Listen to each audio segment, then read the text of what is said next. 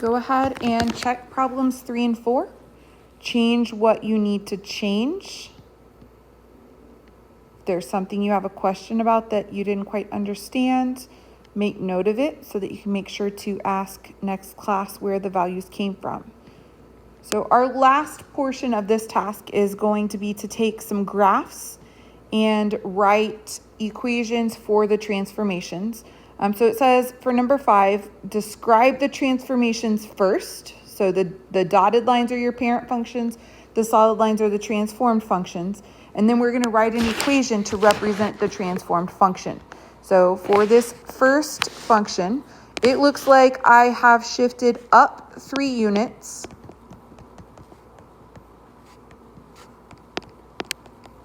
And it looks like I have some sort of vertical compression. It looks like an elephant sat right there in the middle of my graph and smushed it down.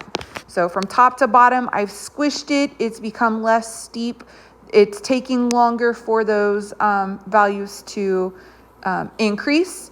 So when we're looking at that, remember, vertical takes place after your function values have been found. So after your y values have been calculated, the y values are then multiplied by some factor in order to affect the shape of the graph. So I'm actually going to shift this graph back down 3 units. So from each of the ordered pairs that's up here, I'm going to shift it down 3 units so that we can see how it compares to the actual y values. Okay, so this is going to come down 3. Okay, so this isn't part of the actual function. We're just comparing this to the dotted line. So we've transformed the parent function. We've done something to the y values to get them from the parent function to this transformed function. So here I see y equals 2, y equals 1. Here I see y equals 4 versus y equals 2. Here I see y equals 6 versus y equals 3. So looking from the dotted line to my green line, in order to get from that parent function to the green line, to the compressed function, I'm multiplying by 1/2. Okay, half of 2 is 1. Half of 4 is 2. Half of 6 is 3. So my vertical compression, so I knew it was going to be a value less than 1, is going to be an a value of 1/2. So remember, we have to compare it before we move it up, because the compressions and the stretches vertically happen before we shift. Now, if we took these compressed values after we multiply them by 1/2 and shift them back up 3 units, they should land on that line. Okay, so my function here is going to be f of x, and this is the absolute value function, equals 1/2 absolute value of x, and then a plus 3 on the outside. All of my transformations here were vertical. Okay, if I wanted to try, let's try x equals 8 and see if it lands us.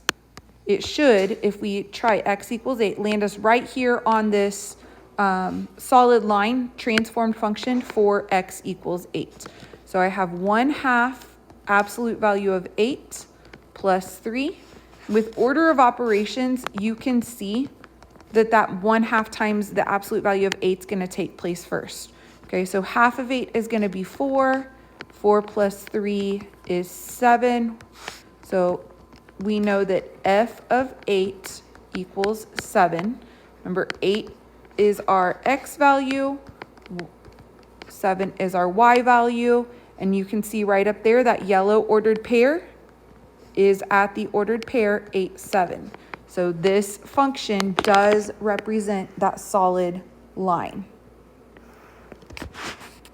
Looking at B, this is our quadratic parent function. So if we wanted to write the parent function y equals x squared, I can tell really quickly that this has been reflected vertically. So it went from facing up like a cup to now looking down like a frown. So I know there is a vertical reflection, which can be demonstrated, or it can happen from a negative a value. The shape of the graph is still the same, meaning the steepness of the parabola is still the same. So it hasn't been stretched or compressed. But if I follow this vertex right here from 0, 0, now up here to 3, 4, that means that we've gone to the right 3 and up 4. So to the right 3 would be c equals 3, or x minus 3. Up 4 is going to be d equals 4. So to write this as a function, f of x equals negative, it's going to be outside of our function. Here's our function, quadratic, okay? And then outside again is going to be the up 4. So plus 4 out here on the outside. And then we have inside that function just our x minus c, or c equals 3. So we have f of x equals negative, parentheses, x minus 3 squared, plus 4 as our function for this graph.